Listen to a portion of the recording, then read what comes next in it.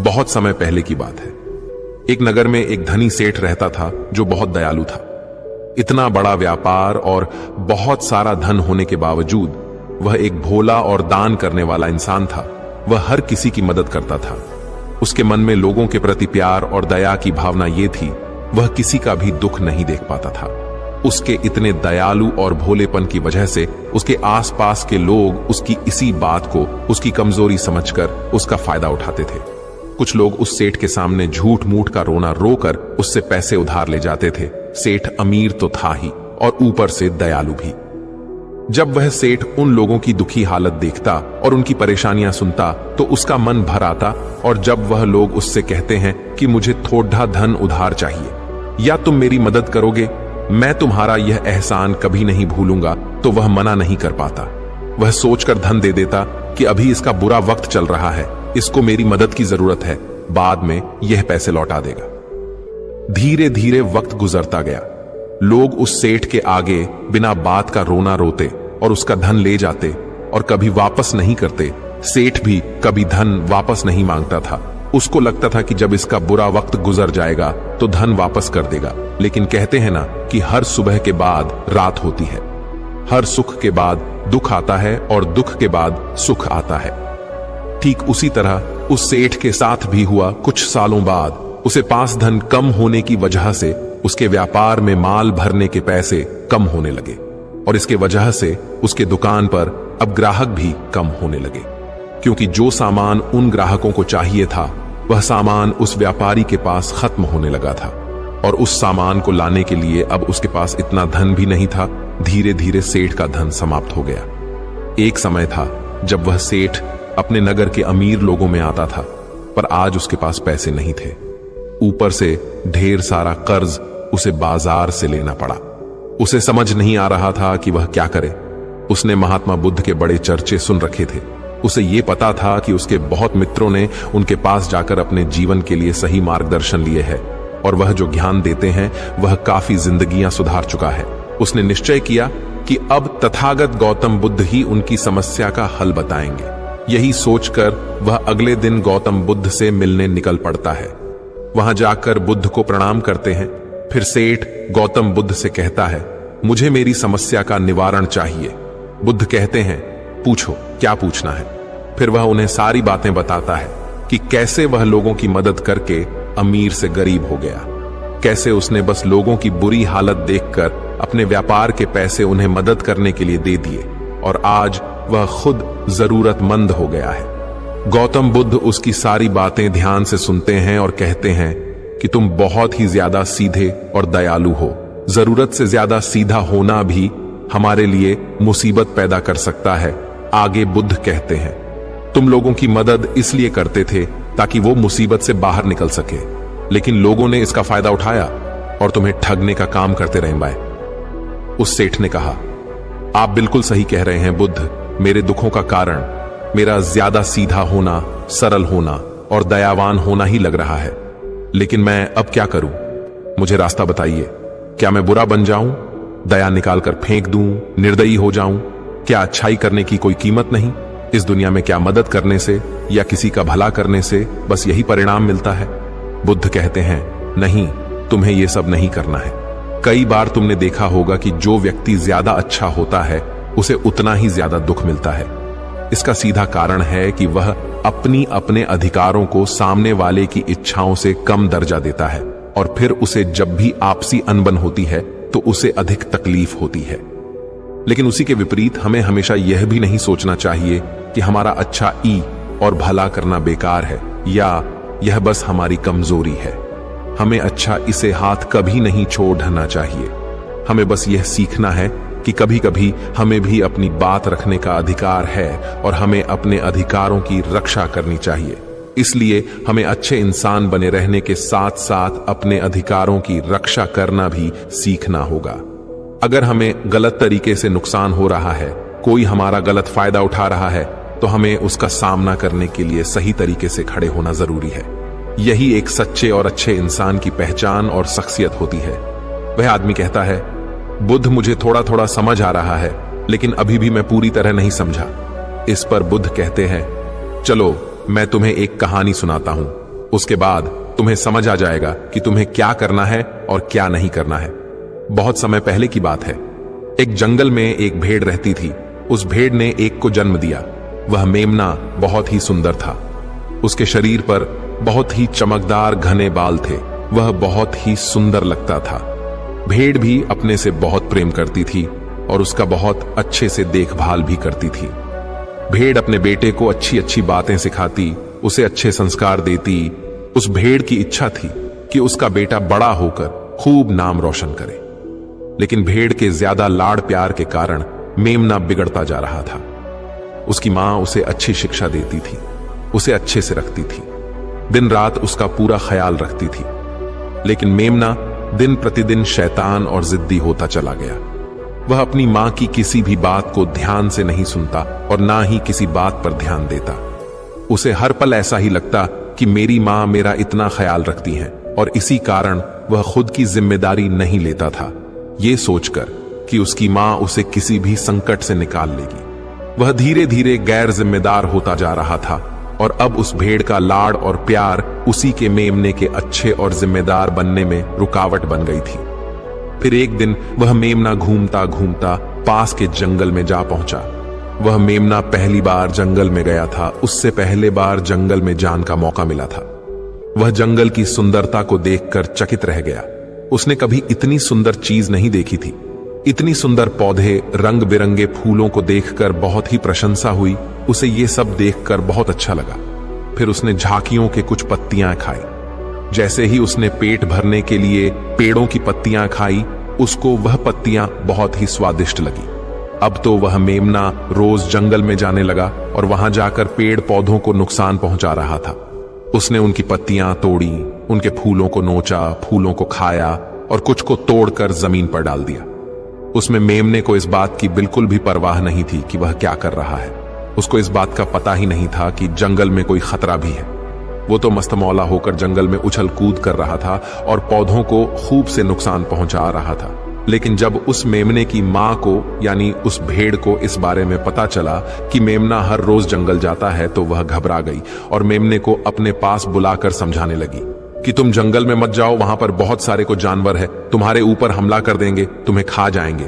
लेकिन मां की बात का उस पर कोई असर नहीं हुआ, बल्कि वह मेमना अपने माता से कहने लगा कि मां, जो भी मेरे सामने आएगा वह मुझसे जमकर मार खाएगा, फिर वह बहुत पछताएगा। इसके बाद मेमना फिर से जंगल की तरफ भाग गया। उसे अपनी माता की कही बातें झूठी लगने लगी। हर रोज की तरह उस दिन भी वह उछल कूद करने लगा और पेड़ पौधों की पत्तियां तोड़ने लगा। कभी फूलों को तोड़ता, कभी पेड़ों को खूब नुकसान पहुंचाता। लेकिन उस दिन उस जंगल में एक शेर पहुंचा। वह शेर बहुत ही ताकतवर था, लेकिन ताकतवर होने के साथ वह दयालु भी था। उस शेर का मानना था कि कमजोर प्राणियों को नुकसान पहुंचाना ठीक नहीं है। शक्तिशाली होने का मतलब यह नहीं है कि मैं किसी कमजोर प्राणी पर शक्ति का प्रयोग करूं। वह शेर उस जंगल में घूमने लगा। घूमते घूमते है वहां पर पहुंचा जहां पर वह नासमझ मेमना शैतानी कर रहा था। शेर ने उस मेमने को देखकर आश्चर्य में पड़ गया। शेर ने सोचा कि इस मेमने को किसी खूंखार जानवर का डर क्यों नहीं है। ये कैसे पेड़ पौधों की पत्तियां बिना काम के ही नोच रहा है। ये इनको खत्म कर रहा है और उन पत्तियों को खा कम बल्कि बिगाड़ ज्यादा रहा है। उसके बाद वह शेर कुछ देर तक चुपचाप खड़ा होकर उसको देखा रहा और शेर सोचता है कि मेमना कुछ ही देर में मुझे देखकर यहां से भाग जाएगा और उसके डर के भाग जाने से मुझे बल का प्रयोग नहीं करना पड़ेगा। लेकिन ऐसा नहीं हुआ। शेर बहुत देर तक खड़ा रहा और वहीं इंतजार करने लगा कि मेमना यहां से कब जाएगा। लेकिन मेमना तो भोजन करने में व्यस्त था। उसे शेर का कोई ख्याल नहीं था। मजे से पेड़ पौधे की पत्तियां नोच रहा था, उन्हें खा रहा था, सब कुछ बेकार कर रहा था। जब शेर ने देखा कि मेमना उसे देखने के बाद भी वहां से नहीं जा रहा, तो खुद वह मेमने के पास जाता है और वहां जाकर बोला, सुनो बच्चे, इस जंगल में फूल पत्तियों को नुकसान पहुंचा रहे हो। उन्हें जितना जरूरी है तुम्हारे भोजन के लिए बस उतने ही तोड़ो। तुम बहुत फूल पत्तियां यूं ही नष्ट कर रहे हो। अगर तुम इन पेड़ पौधों को, इन फूल पत्तियां को नुकसान पहुंचाओगे तो तुम अच्छे बच्चे कैसे बनोगे। अच्छे बच्चे कभी भी इस तरह जंगल में आकर पेड़ पौधों को नुकसान नहीं पहुंचाने लगते हैं। तुम्हारी मां ने तुम्हें अच्छा बच्चा नहीं बनाया। शेर की बातें सुनकर वो घमंड से बोलता है, तुम्हें अच्छे बच्चे बने रहना है, तुम बने रहो, मैं तो जैसा हूं वैसा ही ठीक हूं, मैं वैसे ही रहूंगा जैसे मुझे रहना है। शेर हैरान हो जाता है, लेकिन फिर शेर उसे मेमने को बच्चा समझकर माफ कर देता है, क्योंकि शेर नहीं चाहता था उसे बच्चे पर हमला करना पड़े। तुम खतरनाक तो कहीं से नजर नहीं आते, चले जाओ यहां से, बड़े आए खतरनाक, तुम मेरा दिमाग ज्यादा खराब मत करो, चले जाओ यहां से, अपना रास्ता नाप लो और मुझे इन फूल पत्तियों को खाने दो। ये कहकर वह घमंडी मेमना पत्तियां खाता हुआ आगे चला गया और शेर उसे बस हैरानी से देखता रह गया। तभी वहां पास में ही झांकियों के पीछे एक लोमड़ी छुपी हुई थी। वह लोमड़ी शेर और मेमने की सारी बातें सुन रही थी। उस लोमड़ी को शेर राजा की इस तरह बेइज्जती बर्दाश्त नहीं हुई, तो वहां से झाड़ियों से निकलकर शेर के पास आ पहुंची और शेर के पास आकर बोली, क्षमा कीजिएगा महाराज, आप तो इस जंगल के महाराज हैं, इतने बलशाली हैं, आप चाहें तो इसमें को 2 मिनट में मजा चखा सकते हैं और उसे आपका अपमान करने से रोक सकते थे, फिर आपने कुछ भी क्यों नहीं किया? इस पर शेर ने कहा, मैंने उस बच्चे का भला सोचा, मुझे ऐसे ही किसी बच्चे को अपनी ताकत का शिकार नहीं बनाना था। यह सब सुनकर लोमड़ी बोली, महाराज, लेकिन आपके इतने सीधेपन और दयावान होने के कारण ही उस मेमने की हिम्मत बढ़ ही गई है। वह आपके सीधेपन का गलत फायदा उठा रहा है और जंगल में इधर उधर घूम रहा है और पेड़ पौधों को नुकसान पहुंचा रहा है। मुझे पता है कि कमजोर प्राणी पर हमला नहीं करना चाहिए, यह बहुत बुरी बात है, और यह भी दया करना एक अच्छा गुण है, लेकिन शासन में कभी कभी भय दिखाना भी जरूरी है। आपकी यह बात सही है कि प्रजा के साथ दयालुता का व्यवहार करना चाहिए, लेकिन इसके साथ साथ यह भी जरूरी है कि उनके मन में राजा के प्रति डर भी हो, ताकि वह इस तरह के अपराध ना करे, कोई मर्यादा ना तोड़े। लोमड़ी की बात सुनकर जंगल का राजा शेर लोमड़ी से कहता है, क्या ऐसा हो सकता है कि मेमने को भय दिखाकर हम उसे काबू में कर सके, जिससे कि उसमें सुधार आए और उस मेमने को किसी तरह का नुकसान भी ना पहुंचे, जिससे कि वह जंगल के पेड़ पौधों को कोई नुकसान न पहुंचाए? फिर शेर कहता है, लोमड़ी, क्या तुम ऐसा कर सकती हो? शेर के बात सुनकर लोमड़ी कहती है, जी हां महाराज, बिल्कुल मैं ऐसा कर सकती हूं कि वह डर भी जाए, सुधर भी जाए और उसे कोई नुकसान भी ना हो। उसे इतना डरा दूंगी कि वह जंगल में कभी दोबारा घुसने की हिम्मत नहीं करेगा। मैं उसे इस तरह डराऊंगी कि उसके मन में भय बैठ जाएगा, फिर वह जंगल के पेड़ पौधों को भी नुकसान नहीं पहुंचाएगा और साथ ही साथ मैं उसको कोई भी नुकसान नहीं पहुंचने दूंगी। फिर लोमड़ी कहती है कि उसकी मां तो उसे कभी सुधार नहीं पाई, लेकिन मैं उसे जरूर सुधार दूंगी। लोमड़ी की बातें सुनकर शेर ने बोला, अच्छा ठीक है, तुम कोशिश करके देखो, अगर तुम्हें इसमें सफलता मिल जाती है तो मैं तुम्हें जंगल के सभी जानवरों के सामने इनाम दूंगा। शेर की बातें सुनकर लोमड़ी बहुत खुश हुई। वह तुरंत मेमने के पास गई और उस पर गरज पड़ी। इससे पहले कि वह मेमना वहां से भाग पाता, उसे पहले ही लोमड़ी ने मेमने को जमीन पर पटक दिया और उसे अपने मजबूत पंजों से दबोच लिया। मेमने को दबोचने के बाद लोमड़ी मेमने से बोली कि बोल, तुझे मार दिया जाए या छोड़ दिया जाए? तुमने इस जंगल के पेड़ पौधे, यहाँ के फूल और कमजोर प्राणियों के साथ भी तो यही किया है। मेरे ख्याल में मार ही देना चाहिए। लोमड़ी की बातें सुनकर मेमना डर के मारे थर थर कांपने लगा। फिर वह लोमड़ी से बोलने लगा, मुझे माफ कर दो, मुझे छोड़ दो, मुझे यहां से जाने दो। मैं कभी भी जंगल की तरफ नहीं आऊंगा, ना ही कभी पेड़ पौधों को कोई नुकसान पहुंचा दूंगा, और अब मैं कभी कोई गलती नहीं करूंगा। तब लोमड़ी ने मेमने की पकड़ ढीली की। जैसे ही मेमने की पकड़ ढीली हुई, वह जोर जोर से भागने लगा। वह गिरता उठाता भागता हुआ अपनी मां के पास जा पहुंचा।